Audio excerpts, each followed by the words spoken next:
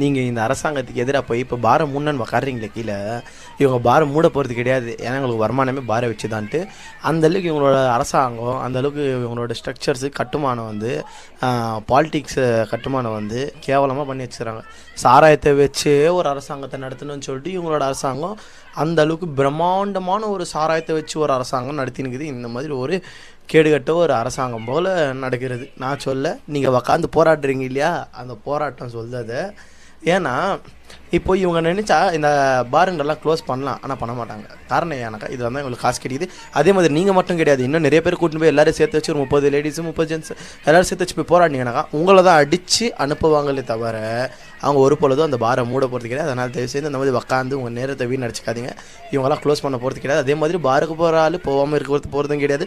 அவங்கெல்லாம் உங்களை தவறாக எண்ணத்தில் தான் பார்ப்பாங்க. ஐயே எங்களுக்கு ஒரு தடவை தானப்பா திருத்தத்துக்கே வந்துடுறாங்க, எங்களை நாங்களாம் திருந்துற மாதிரிட்டு அவங்க நினச்சிப்பாங்க. ஓகே நண்பர்களே, யார் யாருக்கெல்லாம் உங்கள் கருத்தோ இதே போல் தான் இருக்கோ இல்லை புதுசாக இருந்துச்சோ